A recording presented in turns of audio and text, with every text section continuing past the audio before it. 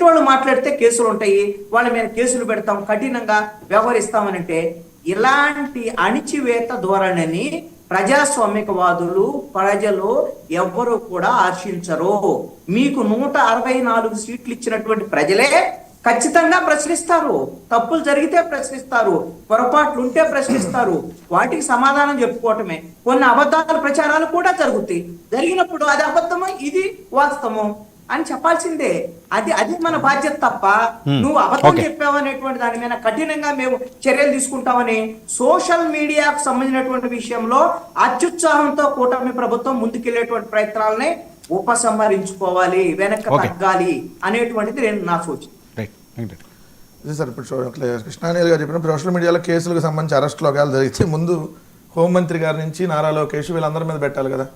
ఇలా ముఖ్యమంత్రి సాక్షాత్తు చంద్రబాబు నాయుడు గారే తిరుమల లడ్డులో జంతువులు కొవ్వు కలిసిందని చెప్పి అబద్ధ ప్రచారం, దాని తర్వాత ఇప్పుడేమో అది కల్తీ కొవ్వు, కల్తీ నెయ్యి అని, ఇప్పుడు మొన్నదా జంతువుల కొవ్వు.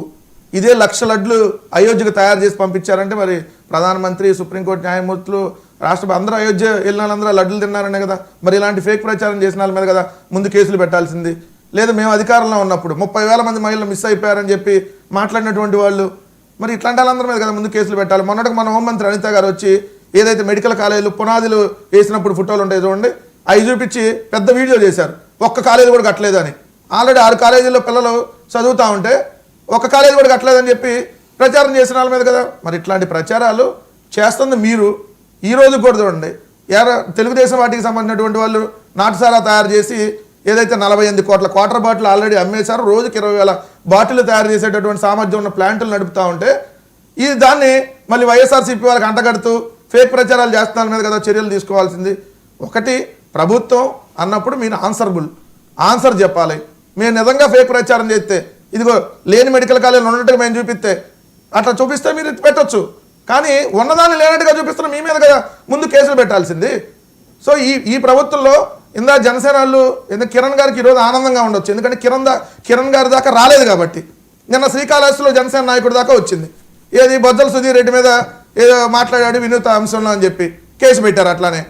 సో అనేక మంది జనసేనల మీద కూడా నడుస్తూ ఉంది. అది మీ దాకా రాలేదు కాబట్టి మీరు ఈరోజు కూర్చొని మాని చెప్పొచ్చు.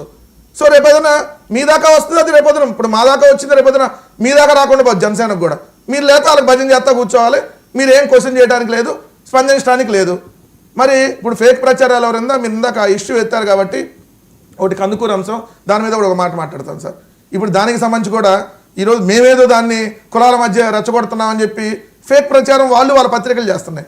దాసరి రామారావు గారు మా పార్టీయే, నిన్న 99 కానీ లేదా కొన్ని ఛానల్స్ కానీ అక్కడ జరిగిన అంశాన్ని ప్రస్తావించారు. సో వాళ్ళ ఫోనింగ్లో కూడా తీసుకున్నారు. సో అంటే మీరు ఫేక్ ప్రచారం చేసినట్టే కాదు కదా.